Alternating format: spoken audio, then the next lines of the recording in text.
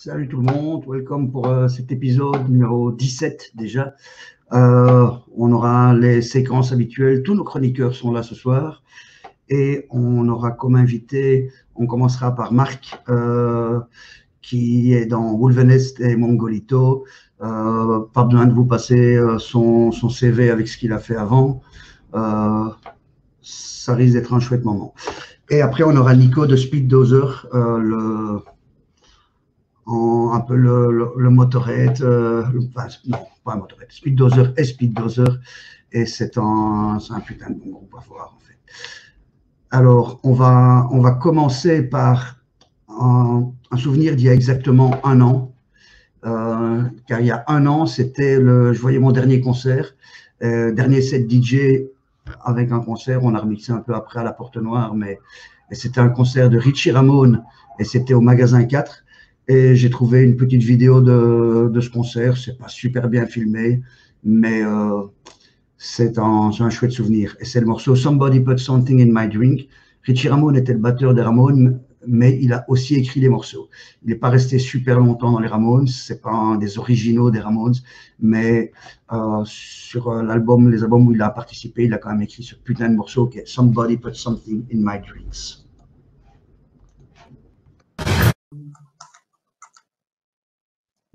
Et voilà, maintenant je mets mon micro. Alors, oui, j'avais oublié de le couper, enfin de remettre le micro avant. Donc, ce qu'on vient d'écouter, c'était Insane. Ils ressortent cet album avec quelques bonus. Ça sortira chez Cortex à la mi-mars. Non, ça sort ouais, demain, je pense, 13 mars. Excellent groupe, Insane, excellent groupe de hardcore qui a pas mal tourné. C'était un peu des petits protégés de Psychofido là, un moment. Et voilà. Donc, je vois déjà qu'on se fout de ma gueule parce que j'avais oublié de mettre le micro. Et ben oui, voilà. Salut Elodie. Bonsoir. Comment vas-tu? Ben, ça va plutôt bien. C'est le week-end. Voilà. On te met la pub, shoot me again. Ma bannière. Ta bannière. Alors, pour une fois, ça va être une longue séance pour toi. Pourquoi 20 minutes? C'est normal, non? Non, ah oui, non, après, avec l'interview. Et tu restes pour l'interview de Marc. Alors, on va attaquer direct avec les news. Qu'est-ce que DA a fait cette semaine? Bah écoute, j'ai pas grand chose sur DA. Je vais déjà te décevoir, mais j'ai pas mal d'autres trucs. Bon, DA, il hiberne. Ouais. Mais bon, j'ai pas mal d'autres choses. On va commencer par les mauvaises nouvelles. Donc, on a appris pas mal de décès cette semaine. Mon premier morceau, bah, du coup, tout le monde en a parlé, Lars Goran Petrov, le frontman de Entombed, est décédé en début de semaine. Il souffrait d'un cancer depuis plusieurs mois. Bon, évidemment, ça a touché beaucoup de monde. Et donc voilà, je voulais passer un morceau ce soir. C'est Wolverine Blues, dans leur 3e album. Excellent choix. Je trouve que pour moi, c'est leur meilleur album. C'est le plus groovy. On l'écoute tout de suite. Wolverine Blues.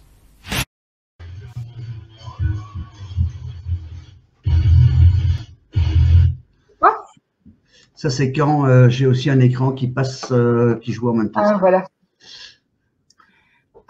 Donc, bon, bah, ça, c'était la première mauvaise nouvelle de la semaine. Malheureusement, ça s'est pas arrêté là.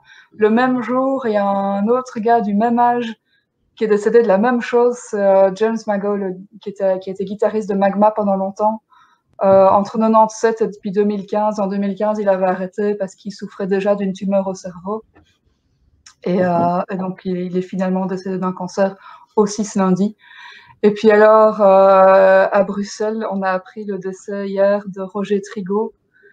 Bon, ça, en ce qui me concerne, c'est celui qui me touche le plus parce que donc Roger, donc il a fondé, c'est un des membres fondateurs de Univers Zero en 74. Il a fait partie de ça jusqu'à 79 quand il a décidé de fonder son propre groupe Présent, qui n'a jamais arrêté, qui était toujours actif au moment de son décès. Il préparait un nouvel album. Et pour la petite anecdote, quand j'ai emménagé à Bruxelles il y a un peu plus d'une dizaine d'années, ma première colocataire, c'était Martine, la compagne de Roger.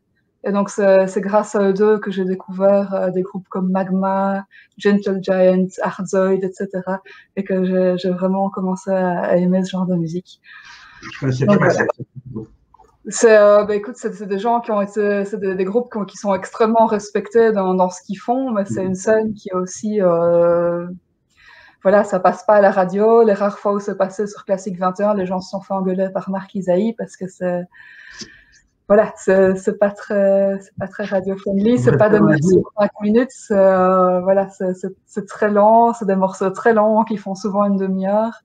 Mais c'est des groupes légendaires qui ont tourné partout dans le monde, qui ont enregistré avec des musiciens de partout. Voilà, c'est des trucs très connus dans leur style, mais évidemment, c'est plus anecdotique. Voilà. On fera un jour une émission pour dire du mal de Marc Isaïe, mais ça va pas faire aujourd'hui. Voilà. Voilà, donc ça c'était pour les mauvaises nouvelles, pour les hommages. Ensuite, je vais vous parler encore des sorties belges. Hein. Donc cette semaine, il y a les Malinois de Capitaine. C'est du post-rock, post-metal de Malines qui ont sorti leur premier album. C'est disponible sur Bandcamp. Et alors, il y a aussi les Flamands de Saille. Donc au départ, c'était un groupe flamand. Voilà le chat. Ensuite, maintenant, c'est un groupe flamand, hollandais et espagnol. Il y a des membres un peu partout. C'est un groupe de black metal sympho qui vont sortir leur 5e album le 9 avril chez Black Lion Records. Et on va vous passer un petit teaser de cet album. Les morceaux sont un petit peu longs, mais voilà, pour avoir un petit avant-goût. Alors, que je le retrouve. Sale, c'est ça. Hein? Ouais, c'est ça. C'était bref, ouais. Voilà, c'est juste un petit teaser. Hein, ceux qui sont intéressés iront voir. Il y a déjà quelques morceaux en ligne et ça sort le 9 avril. Donc, une autre sortie, c'est Neptunian Maximalism, c'est des Bruxellois. Aussi, Fab, je suppose que c'est pas ton groupe préféré. Ils ont sorti un triple album cette année, leur première sortie, et donc ils ressortent déjà un truc le 23 avril, toujours chez High Hanger Records. Ça s'appelle Solar Drone Ceremony. C'est un long morceau de 53 minutes, comme tu aimes bien. Et donc, il y a déjà un petit extrait de 10 minutes qui est sur Bandcamp. En long morceau, il y a des groupes comme Sweet Smoke, un vieux truc 70s qu'on adorait écouter en fin de soirée il y a très longtemps. C'est aussi un truc de 40 minutes. J'aime aussi les longs morceaux. Mais là, j'ai une petite intuition que ce ne sera pas ton style. Mais voilà, Neptunian Maximalism, on en a énormément. C'est un groupe dont plusieurs sites internationaux ont parlé. Ça marche super bien. Donc c'est très chouette pour eux. Mais ça a commencé vraiment juste avant le début de la pandémie. Ils avaient joué au Magasin 4, vraiment, si pas le dernier concert là-bas, un des derniers. Ensuite, on reste à Bruxelles avec Mr. Marcaille qui a sorti un nouveau clip cette semaine. Il sort un nouvel album. Il est français. Hein. Oui, mais bon, il est à Bruxelles. Il est souvent à Bruxelles, oui. Ça compte comme bruxellois. Hein. Il y en a aucun qui est d'ici. Hein. Bon.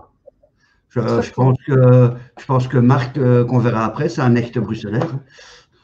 Voilà, c'est un des rares. Mais on peut plus compter ceux qui sont d'ici que voilà, ceux qui sont arrivés d'ailleurs. Donc, Mr. Marcaille, nouvel album No Snare, No Headache, qui sort le 14 mai. Et le premier clip extrait de cet album s'appelle Fuck Off and Die. Un morceau qui joue déjà depuis un certain moment sur scène. Pour être un gros fan de Marcaille, parce que j'adore le personnage, tout comme ses concerts, c'est un morceau qui joue depuis assez longtemps en fait. On va l'écouter tout de suite. Fuck Off and Die.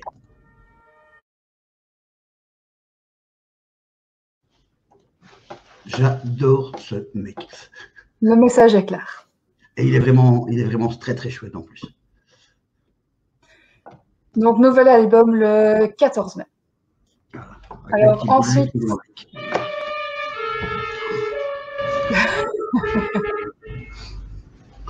Ensuite, petite news qui est passée un peu inaperçue. Si vous voulez figurer dans le nouveau clip des Slugs, qui cherchent des figurants, donc c'est Covid seul, vous faites ça de chez vous en mode selfie.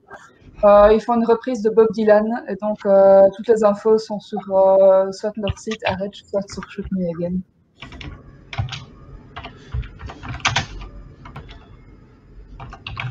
Oui.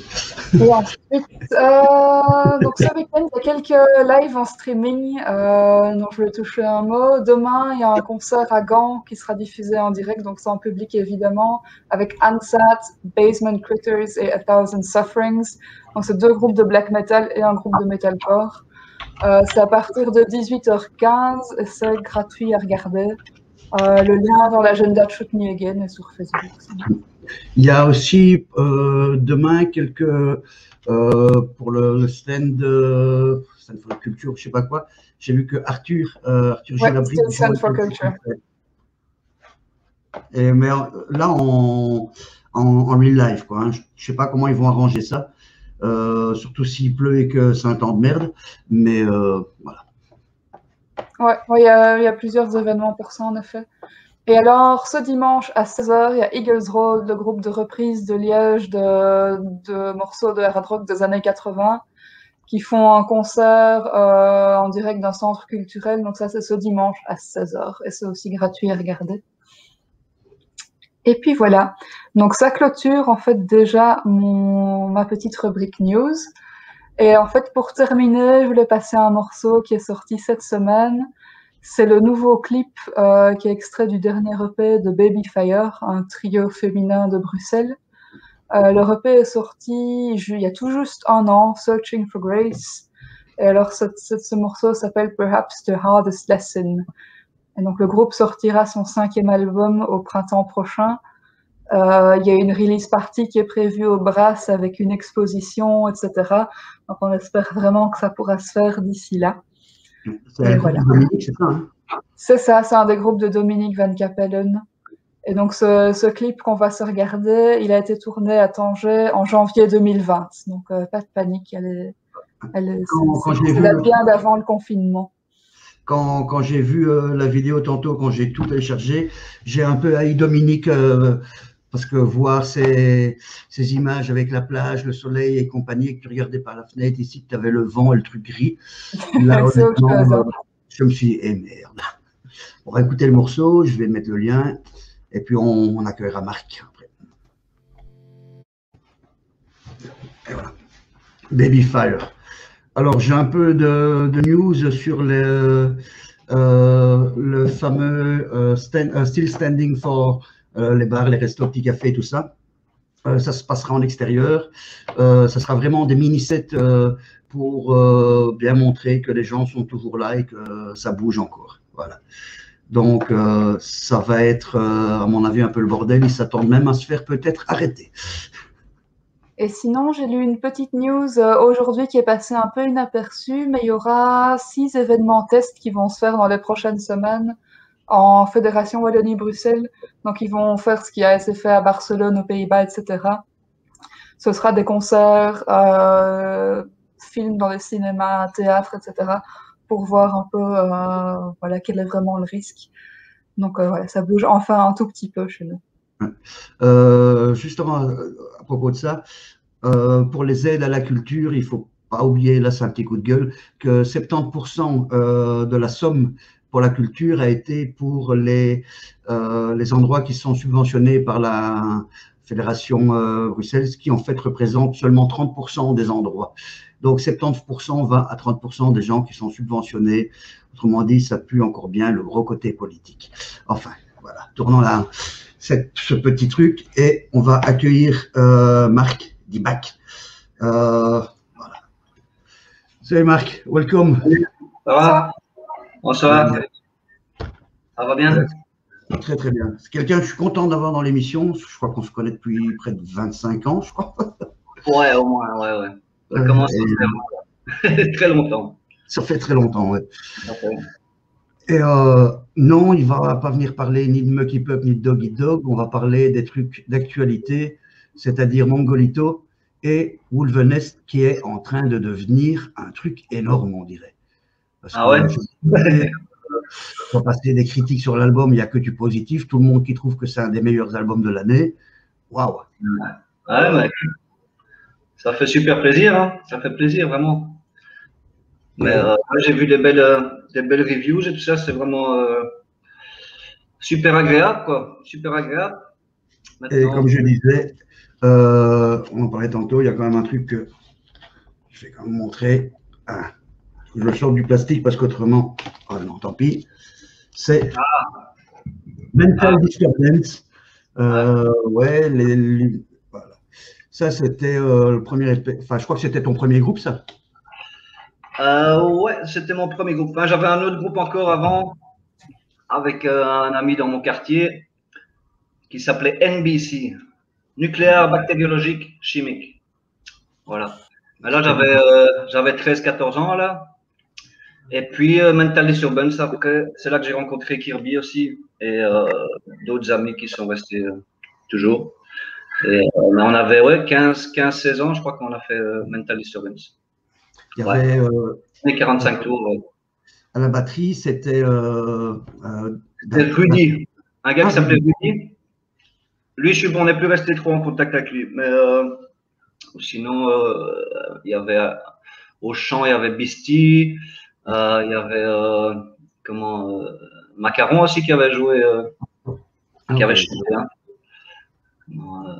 Et ouais, non, c'était bien, on s'est bien amusé. On a fait des concerts à Bruxelles, partout, un peu partout. Et quand il y avait encore les punks à Bruxelles et tout ça, et ils venaient nous voir. C'était chaque fois une. Vu avec Youth of Today. Un endroit qui s'appelle le Finkel, je ne sais pas si tu te souviens du Finkel. Il y a une superbe vidéo. Si vous êtes fan de Wolvenest, vous pouvez retrouver Kirby et Marc. Mais c'est surprenant en fait. On voit même le Dan avec sa super coupe de cheveux aussi dans la vidéo. Il y a pas mal de gens dans cette vidéo qu'on reconnaît, qu'on peut reconnaître de l'époque. Ouais. Enfin, on va revenir au sujet, on va dire, pas sujet principal, et je proposerais qu'on écoute un morceau, donc la vidéo qui est sortie de Wolvenest, parce que maintenant on peut passer des morceaux de plus de 5 minutes, donc Elodie est très contente. Ah, c'est bien ça. Enfin. C'est bien, c'est bien. Parce qu'on avait le programme qu'on utilise en fait avant n'autorisait pas des morceaux de plus de 5 minutes, mais maintenant ça marche. Donc on va écouter ça pour les gens qui ne connaissent pas Wolvenest ou pas encore Wolvenest. Et après on se revoit dans une demi-heure. Voilà, tu peux aller chercher un truc à boire. Et on va l'écouter. Super. C'est presque court hein, pour du Wolvenest. C'est vrai que ça se raccourcit de plus en plus là. Ça devient plus carré. Et sur vanrecords.be, je pense, il y avait des liens. Non, .com, c'est un label allemand. Vous pouvez commander l'album et tout ça. Ce qui est bien, c'est qu'il ne vient pas d'Angleterre, donc il n'y a pas les X% à rajouter pour le Brexit, parce que faites gaffe, ça devient très très cher de commander d'Angleterre. Mais je pense qu'il y a un certain montant en dessous duquel il n'y a pas de taxe. Donc, c'est mieux de commander les trucs un à un. Je pense que c'est une vingtaine d'euros. Donc, si tu commandes pour moins cher que ça, il n'y a pas de taxe. Donc, tu achètes les albums vraiment un à un si ça vient d'Angleterre. Okay. C'est l'astuce. Cette histoire Wolvenest, comment ça a commencé, Marc? Alors, ben, ça commence à faire quelques années. Là. Ça fait quoi, 4-5 ans? En fait, il y a Corvus qui a un home studio. Et alors, avec Michel, on a commencé à aller chez lui et enregistrer des petites choses un peu mélangées comme ça. Voilà, des idées, quoi. Des idées comme ça pour faire un nouveau projet. Et avec le home studio que moi je découvrais à l'époque parce que franchement, je suis un peu old school. Quand il en vient à enregistrer tout ça, moi j'étais encore à l'époque 4 pistes cassettes et voilà, le truc. Donc, une fois que tu vas dans un home studio, c'est vraiment intéressant parce que tu arrives et 2 heures après, si tu veux, tu as un morceau quasi fini et tu peux déjà avoir une bonne idée de comment ça sonne, quoi. Donc, on a commencé à faire ça, aller chez lui toutes les semaines et ça prenait forme assez rapidement. Et puis, on s'est dit, ah, mais on va en faire un groupe et Et puis, on a trouvé un nom. Et voilà, et tout s'est un peu enchaîné comme ça. Et une fois qu'on a eu assez de morceaux pour faire un premier album, on a décidé de faire ça, quoi. Vous êtes à 3 maintenant, c'est ça? Comment? C'est 3 maintenant. Ouais, ben ouais, déjà, il y a 3 albums et il y a un maxi aussi. Il y a un maxi aussi. Je crois que ça fait plus ou moins 5 ans, chose comme ça. Je suis pas très bon avec les dates et tout ça, mais je pense que ça doit faire 5 ans. Ouais. En discutant avec un pote donc cet après-midi, il me disait qu'il y a un live qui est sorti du concert à la baie juste avant le début du lockdown. Ouais. Et donc ce truc, personne n'avait pas du tout entendu parler. Je pense pas qu'il y ait eu vraiment. Je viens d'avoir une copie. Oh. Tu l'as déjà fait. Yeah. En fait, je viens d'avoir une copie. En fait, ce qui se passe, donc, l'abbé avait enregistré le concert. En fait, on n'était même pas vraiment au courant que ça avait été enregistré. En fait, ils nous avaient demandé si on voulait que ça soit enregistré ou pas. Puis finalement, on n'en a plus trop parlé. Mais ils nous ont envoyé, au début du lockdown, ils nous ont envoyé les tapes, quoi, enfin les tapes, les enregistrements. Et en fait, l'idée du live, c'était au départ de le vendre au concert. Donc, quand on ferait des concerts pour avoir quelque chose de spécial à vendre, voilà, de spécial. Et c'est ce concert à la baie qu'on a fait juste avant le lockdown. Et donc, cet album, en fait, est là, quoi. Le label là. Et mais on préférait quand même sortir un tout nouvel album. Donc, le nouvel album, donc ce live était supposé être pour les concerts. Maintenant, je ne sais pas ce qui va se passer, si on va le vendre. Je crois peut-être Kirby a des exemplaires à son magasin. Ouais, c'est ça, c'est comme ça qu'on l'avait appris. Pour l'instant, c'est comme ça. Je ne crois pas que c'est encore sur le site du label. Mais, non, il n'y a vraiment eu aucune communication. Ouais. Ben, l'idée, c'était voilà, de les avoir pour un peu une surprise au concert, quoi. Mais comme oui, on va encore attendre un bon bout de temps. Si les gens le veulent, à mon avis, ils peuvent l'avoir par Kirby. Ou, à mon avis, le label va les vendre à un certain moment. Mais voilà ce que j'en sais là-dessus, quoi. Mais ça sonne bien et c'était voilà, c'est un beau souvenir, quoi. Donc autant le sortir. Oui, clairement, c'était vraiment un chouette concert. Pour le nouvel album, il est déjà sold out sur vanador.com. Ouais. Donc c'est pas mal. Et ils vont quand même le ressortir. Ils vont faire un repress. Mais pour l'instant, si vous voulez, à mon avis, le premier pressage, il faut courir à Électrocution, c'est-à-dire chez Kirby, et de la baie, quoi. Et il y en a au MediaMarkt aussi. Il y a encore des exemplaires au MediaMarkt. Mais ouais. Voilà. On se demande pourquoi tu parles du MediaMarkt. Ah, j'ai des connexions là. Ah, ça va. Et comment va Jojo, au fait? Quoi ça? Comment va Jojo? Jojo, super bien, super bien. Il est à côté de moi là. Je le montrerai si tu veux. Mais non, l'album, ils vont refaire un repress. Je sais pas pour quand, mais je crois que ça va être assez rapide, avril, mai ou un truc comme ça. Tu sais à combien il est sorti? Je ne sais pas. Vraiment, j'en sais rien. Mais il va faire un repress et il va faire une autre couleur pour le repress. Donc pour ceux qui aiment bien collectionner, tout ça, ça peut être. Il va faire le repress sera une autre couleur encore. Ouais. Les collectionneurs parfois ne vous apprécient pas pour ce genre de choses. Wow. C'est gai d'avoir des beaux objets, quoi. Franchement, je trouve. Ouais. C'est agréable, quoi. Je suis très heureux, honnêtement, qu'on ressort tout en vinyle. Parce que les CD, ok, ça peut être pratique, mais on est vieux, on aime bien les vinyles. Voilà. Ah, c'est sûr, c'est sûr. Il y avait une question de Kid qui joue dans Jeans. Comment on peut arriver à leur son actuel? Mais écoute, c'est un truc. Franchement, ça s'est fait naturellement. Chacun amène vraiment un truc personnel comme ça. Et le mélange, on peut vraiment parler d'une sorte d'alchimie qui fonctionne vraiment, quoi. On n'a jamais dû se casser la tête ou se dire voilà, on va faire un son comme ceci ou comme ça. C'est vraiment arrivé à force d'enregistrer comme ça. Chacun enregistre ses lignes Et ça donnait ce truc, quoi, qui est assez aérien comme ça. Et il n'y a pas beaucoup d'efforts, je dirais, dans la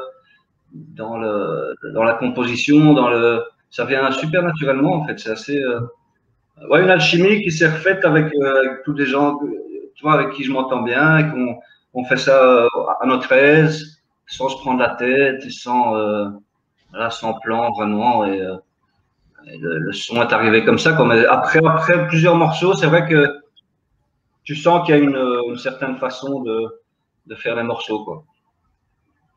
Je dirais. Ouais, et en plus, ce qui est assez comique, parce que pour connaître presque tout le monde dans le groupe, euh, vous avez tous franchement des parcours et des origines différentes. Toi, à la base, tu étais beaucoup plus dans tout ce qui était hardcore, hardcore et metal aussi. Shazoo, elle est dans des trucs que la plupart, j'avais jamais entendu parler. Il suffit d'aller voir un de ses sets DJ. Elle est complètement aussi dans un monde qui est fort différent. Et en même temps, quand on entend le tout, ça sonne super bien, quoi. T'as pas l'impression d'avoir un collage de trucs, quoi. C'est ça Ouais, qui est. ouais, c'est vrai, c'est bien, ça se mélangeait bien, quoi. Franchement, chacun a vraiment son univers, je pense. Et ça, ouais, c'est ce qui fait le son du groupe, quoi. Je pense que c'est vraiment assez spécial, quoi. Ouais, je sais pas comment expliquer ça, mais je trouve qu'on a un son qui nous est assez propre quand même. Oui, ça c'est clair. Je sais pas si Elodie, tu as une question ou. Bah, j'en avais plusieurs. Pour revenir sur l'abeille, vous aviez fait une vidéo en acoustique, Ouais. une AB session. Est-ce que vous aviez prévu de faire une fois un album en acoustique ou de faire plus de choses comme ça? Oui. Moi, j'aimerais fort bien faire ça. Ce qu'il y a, c'est qu'on n'a pas vraiment eu le temps de faire ça pour l'instant. Mais c'est dans les idées qu'on a. Ce serait effectivement, on a été étonnés nous-mêmes que ça sonne aussi bien, je trouve, parce qu'en fait, on n'avait jamais joué acoustique avant. On est arrivé à la baie, au petit studio, et on n'avait aucune idée comment ça allait sonner, quoi, franchement. Et finalement, on a joué 2 fois le morceau, on l'a enregistré, et je trouve qu'il y a un truc qui ressortait vraiment, qui donnait super bien. Et moi, j'aimerais bien pouvoir faire, par exemple, 40 minutes, un set de 40 minutes acoustique, qu'on puisse aller à gauche, tout ça. Mais ça prend un peu de temps quand même, je pense, pour organiser ça. Et pour l'instant, on n'a pas eu ce temps-là. Mais c'est dans les plans, les futurs plans. Ouais. Et donc, pour revenir sur l'album que vous venez de sortir, Temple, il y a un morceau. Oula, je suis un peu en. Il y a un morceau qui est avec King Dude. Ouais. Comment est-ce que vous êtes arrivé à collaborer avec lui? Alors, en fait, King Dude, moi, je le connais depuis, je crois, la première fois qu'il est venu à Bruxelles jouer, parce que j'avais fait la première partie avec Mongolito. LR6.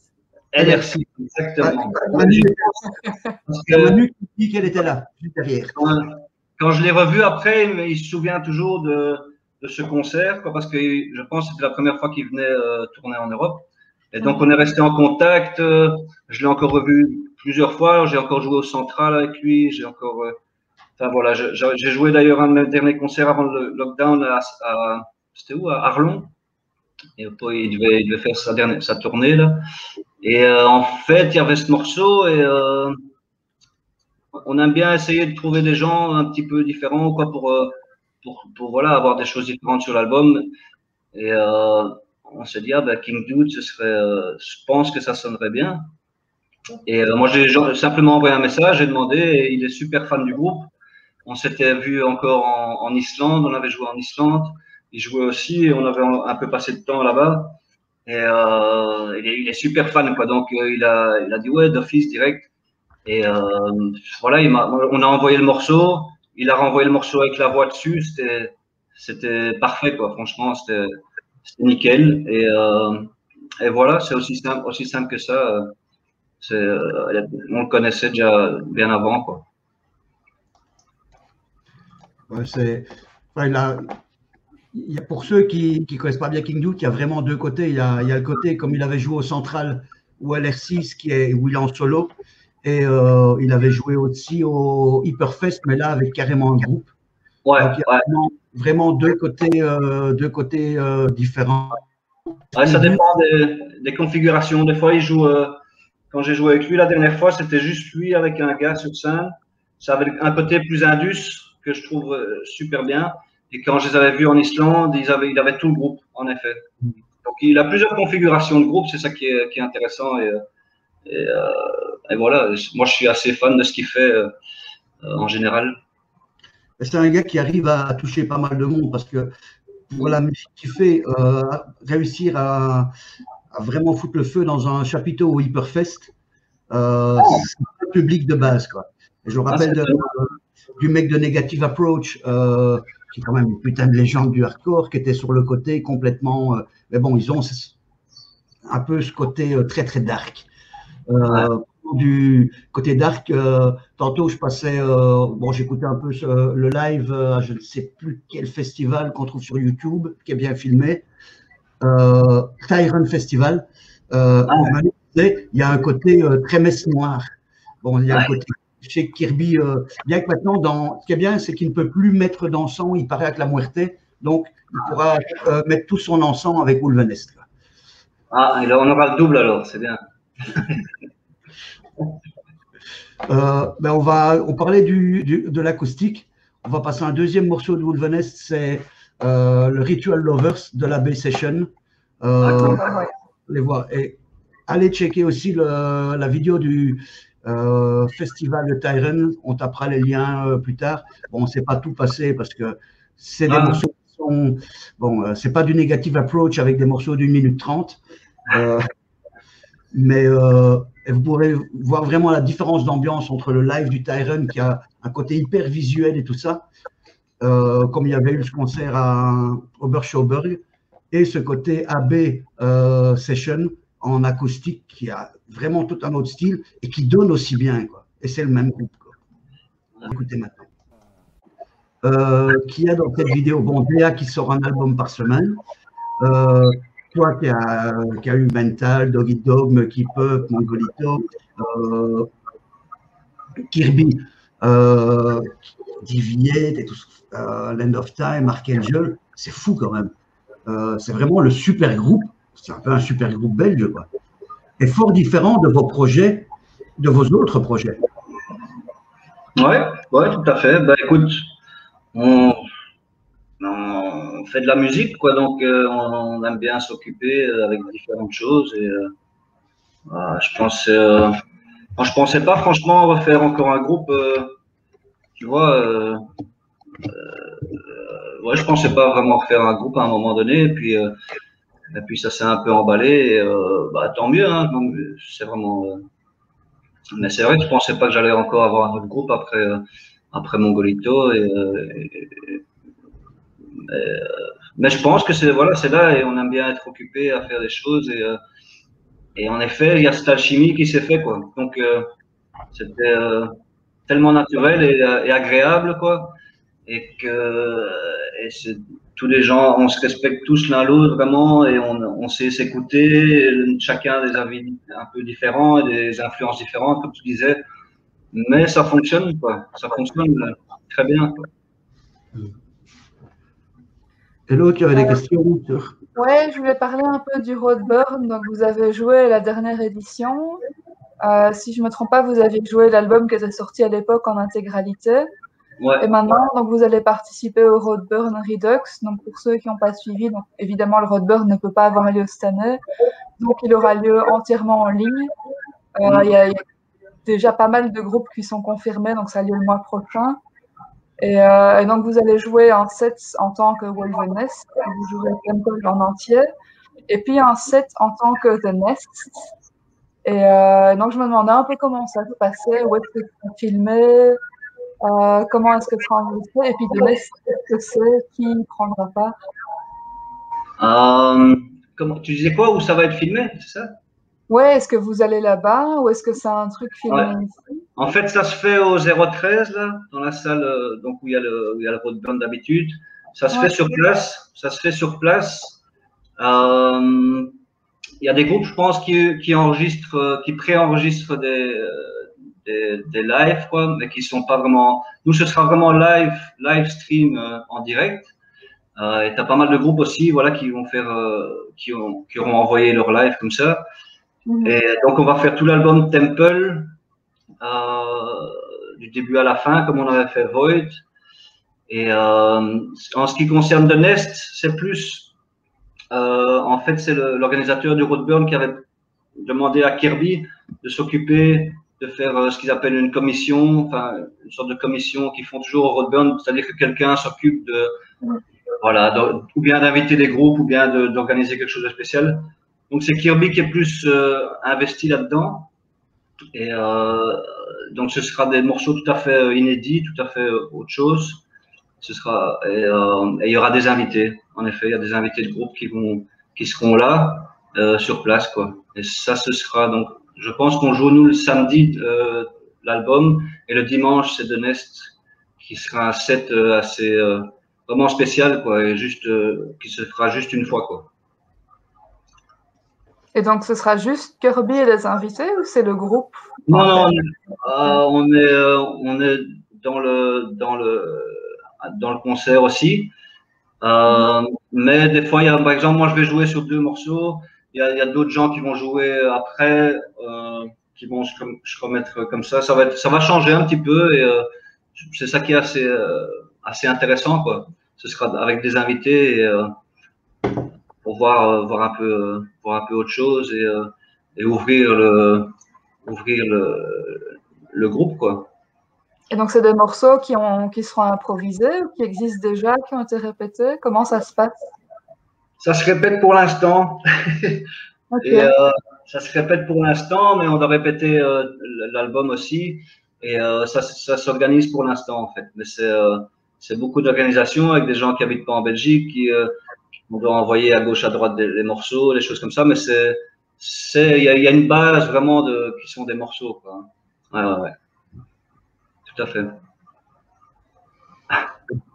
Et pour, avec le côté Covid et compagnie, parce que bon, c'est la grosse merde d'un album qui sort en plein Covid. Enfin, la plupart des groupes de Bruxelles, que ça a été, que ce soit on a eu les Slovenians qui sortent un petit truc, il y a eu les Sons of Disaster. Bon, pour rester vraiment uniquement dans le côté BXL, enfin, tous ces groupes se sont fait avoir avec le côté faire une release et les releases, c'est à chaque fois à côté. Je veux dire, je ne sais pas si vous comptez faire un gros truc à partir du moment où on pourra avoir un concert réel, c'est-à-dire pas le truc à table ou quoi. Bah écoute, on attend comme tout le monde on nous propose des choses. Hein, déjà, on nous proposait pas mal de trucs. On a loupé pas mal en un an, on a loupé, je sais pas moi, 15-20 concerts. Hein, et un peu partout, quoi. Donc, on a eu la chance, nous, de pouvoir faire une petite tournée juste avant ce virus. Et donc ça, c'est assez. On a eu du bol, quoi, de pouvoir faire ça. Maintenant, on a loupé tous ces concerts pendant un an. C'est dommage, quoi, parce que il y avait un engouement certain. Et maintenant, on attend. On nous propose des choses pour 2022 et voilà. Et on va voir comment ça se passe. Mais moi, je préfère attendre que vraiment que ça soit tout à fait ouvert et tout ça. Et si un jour ça va devenir. Ouais, parce que bon. On a joué en Hollande en août. On a fait un concert en Hollande. C'était très chouette. Mais pour nous, c'était bien parce que voilà, on pouvait se revoir aussi, jouer. Mais c'était vraiment le truc. Il y avait 40 personnes dans la salle. En fait, on a fait 3 sets d'une demi-heure, tu vois, avec un quart d'heure chaque fois entre où les gens changeaient dans la salle. Donc, c'était très spécial, quoi, très, très spécial. Mais nous, on était. Ouais. J'avais lu là-dessus sur le net que donc c'est les gens qui circulaient de salle en salle dans le complexe et qui allaient voir un concert et puis un autre ailleurs. C'était très spécial. C'était l'après-midi et puis c'était. Enfin, ça n'avait rien à voir avec un vrai concert. Je dirais pour la musique de Wolvenest, vous avez encore une ambiance, on peut encore être assis et le regarder. Mais t'imagines que Backfire, ils ont dû faire un concert avec des tables. Ouais, ça sert à rien. Ça sert à rien. De toute façon, franchement, il faut juste que ça soit tout à fait ouvert et voilà. Tout le bazar pour aller voir des concerts, là, laisse tomber, quoi, laisse tomber. Elodie, je ne sais pas si tu as encore une question au niveau Wolvenest, parce qu'autrement, on passera un peu à Mongolito. Je vais passer à Mongolito. Mongolito, qui est le projet solo de Marc. On passera un morceau. Je suppose que tu continues aussi ce projet encore en parallèle à Wolvenest?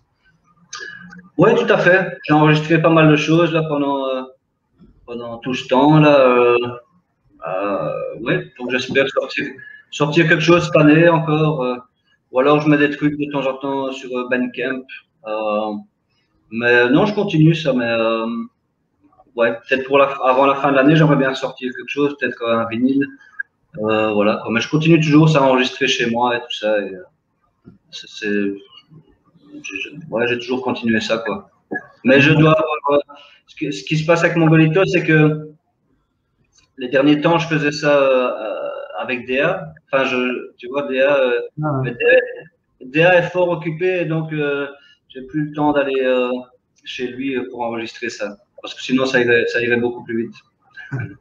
Écoute, on se demandait quoi, parce que vu que DA n'a pas sorti d'album cette semaine, j'avais posté un truc sur Facebook, et il y a Didier La Muerte, qui nous a dit qu'il est séquestré par La Muerte et que la chaîne n'est pas assez longue pour arriver au routeur Wi-Fi. Ah.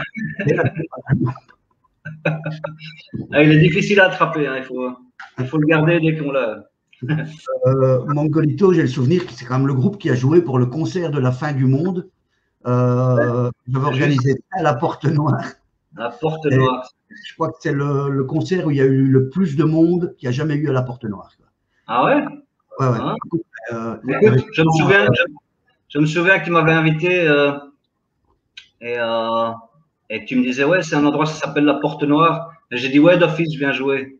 Parce que juste le nom, c'était bon, quoi. Attends, au niveau technique, c'était vraiment pas un endroit facile pour jouer, je crois. C'était très difficile. C'était très difficile. Je l'ai fait pour toi, là. Et je croyais que c'était la fin du monde, alors. Bah ouais, bah comme tout le monde. C'est un 12 décembre. Ah ouais, ça devait être le dernier, mais… Quand on parlait de Mongolito, j'ai trouvé une vidéo qui s'appelle Baklanova. Ah ouais, cool. Vidéo. Ouais, c'est possible, je sais. Ça remonte, mais ouais, pourquoi pas. Mais je trouve qu'il y a des… Enfin, ça représente bien ce que le côté de Mongolito. Mongolito, c'est vraiment le… Enfin, pour moi, j'ai vu plusieurs fois en live avec. C'est vraiment aussi un truc… bon, je t'ai connu dans pas mal d'autres groupes où ça courait, ça sautait dans tous les côtés de la scène. J'étais ce fameux Dynamo où cette vidéo tourne toujours. Je crois que j'étais sur le côté de la scène quand c'était le truc de cette fameuse vidéo de Who's the King, on a déjà passé. C'est un grand moment à vivre. Parce qu'il y a des gens qui m'avaient fait sur le chat. Quand on a résumé un peu ce que tu as fait, ah ouais, quand même. Ben oui. Je crois que c'est une année du Dynamo qui est devenue un peu légendaire. Hein. Il y avait tous les groupes, il y avait tout le monde qui était là, Typo Négative, enfin tous les groupes, le Roadrunner. Et quand tu parles aux gens de cette année-là, 95, c'était la plus grosse année de Dynamo. Et c'est vrai que c'est. Il nous avait dit qu'il y avait 110 000 personnes ou quelque chose comme ça, ouais. C'était énorme. Je travaille encore pour ce petit fanzine, moi. Et ce qui était chouette au Dynamo, c'est que gros magazine ou fanzine, tu savais avoir tes passes pour pouvoir essayer de faire un truc sur le festival. Ça, c'était vraiment très, très chouette. Ah non, c'est sûr. C'était une autre époque pour tout ça, pour faire rentrer les gens et tout ça. C'était beaucoup plus facile et on se retrouvait à 40 là, dans les backstage et c'était beaucoup plus simple. Quoi. Maintenant, je crois que c'est plus comme ça. Quoi. Non, enfin, c'est autre chose. Je pense que quand ça va revenir, ce qu'on a déjà expliqué les semaines précédentes, la chance pour tous les groupes belges et tout ça, c'est qu'il va y avoir une grosse demande de concerts et il va pas avoir de groupe ni anglais ni américain qui vont commencer à tourner au début. Et je pense que pour les groupes belges, un groupe belge, je pense que Wolvenest pourrait faire une AB sold out, honnêtement. bon Et facile. Les gens vont tellement en manque de concerts. Et en plus, bon, avec l'ampleur que Wolvenest prend, parce que je sais que tu as toujours un côté très, très chill, mais putain, ça devient énorme, quoi. Je crois qu'Elodie, qui est dans les news et tout ça, peut aussi le dire. Ouais, clairement. Parce que j'avais entendu, c'est que le nouvel album est sorti et la version limitée en couleur, le vinyle en couleur, était sold out en 2-3 heures. Ouais, C'est tout de suite. Franchement, on est étonné. Et ça sans concert, sans promo en live, c'est vraiment juste avec Internet, quoi. C'est vrai. C'est impressionnant. Il y a clairement quelque chose qui se passe avec ce groupe. Chaque fois qu'on joue, chaque fois qu'on fait des lives et tout ça, on a des super bonnes réactions. Et puis, on nous invite à gauche, à droite. Donc, il y a un truc qui se passe quoi, quand on joue ces concerts. Et c'est super, super cool. Mais ça nous étonne. C'est étonnant aussi. Tu vois, moi, j'étais étonné qu'il avait tout vendu au label comme ça. Et comme tu dis, il n'y a pas de concert, il n'y a rien. Voilà, tant mieux. Et j'espère, voilà, une fois qu'on pourra rejouer et retourner de nouveau, et on verra à ce moment-là si tu vois, voilà, si on peut continuer à avoir des propositions comme ça un peu partout, quoi. C'est ce qu'on attend maintenant. On va s'écouter le morceau de Mongolito. Pardon. Oups. Ah, c'est sûr. C'est pas le Covid, j'ai déjà eu. Donc, Baklanova avec une vidéo qui est bien aussi dans cette ambiance barrée que Mongolito peut avoir sur scène. Voilà. Ok. Ouais, ça c'est quelque chose que j'avais enregistré pendant le confinement, ça. C'est juste. Je me souviens plus. J'ai une question qui vient de Manu ici derrière. Cette vidéo, ça vient d'où? Ah, c'est des trucs, c'est des petites vidéos que j'avais pris de trucs, les danses Buto. Tu vois, le Buto, c'est des trucs japonais là.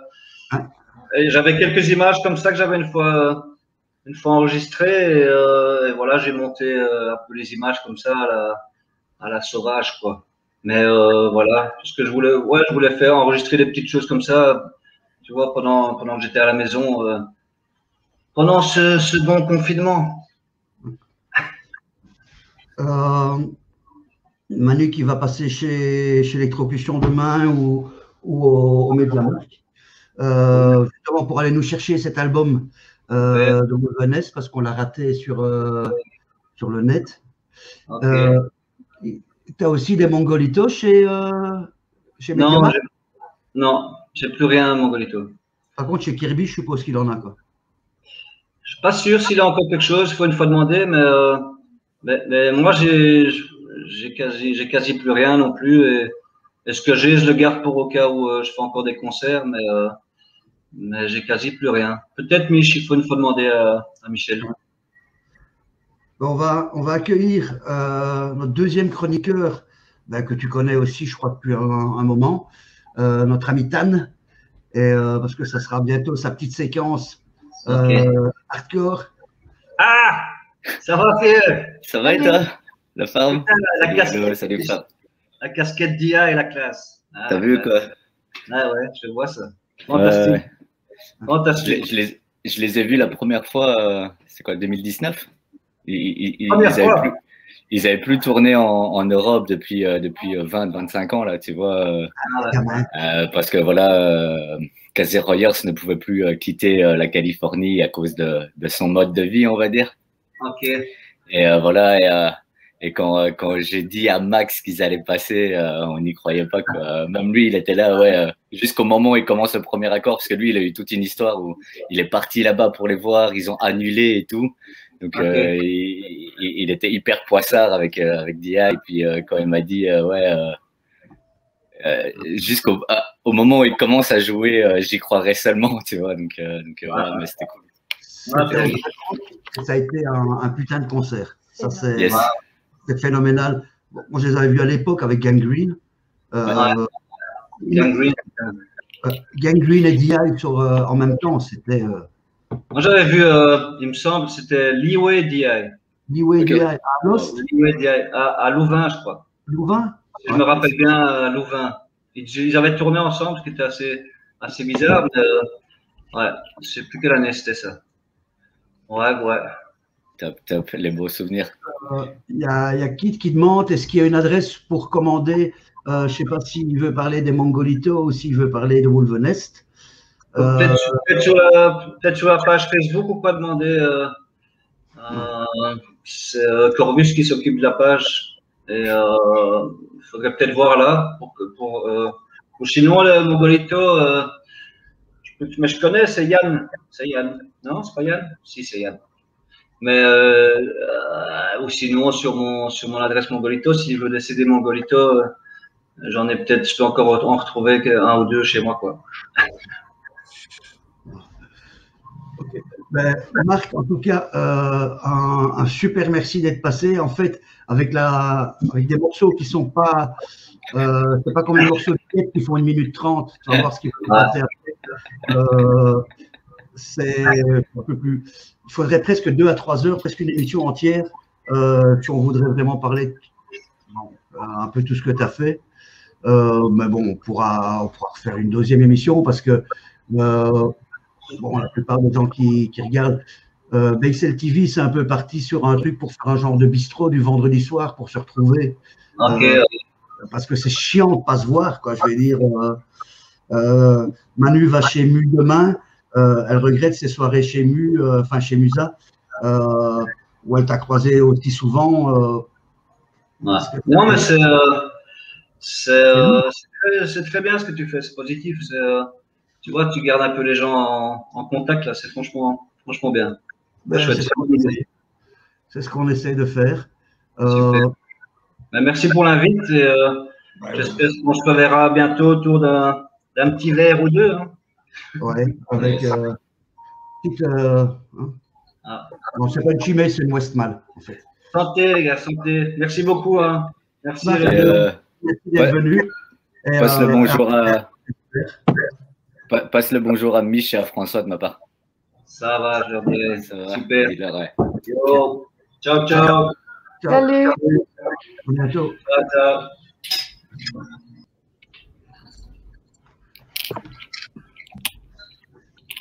Alors, Mr. Khan, yes. je ne sais pas si tu restes un peu avec nous ou si tu repars direct. Non, je vais vous laisser. Moi, je dois, pour des raisons de couvre-feu, je dois bouger. Donc, ouais, c'est ça. En fait, tu n'as pas envie d'écouter ce que Tan veut passer, ok. Ouais, mais non, je dois vraiment bouger de chez moi. Et bon, il est 9h30. Ça va. Ok. Elodie, à la semaine prochaine. Salut. Bisous. À la semaine prochaine. Ouais. Bonne soirée. Pourtant, il y avait un morceau dédicace hein, pour toi. Ben, j'écouterai, je regarderai demain matin. Ok, ça va. Super. Parfait.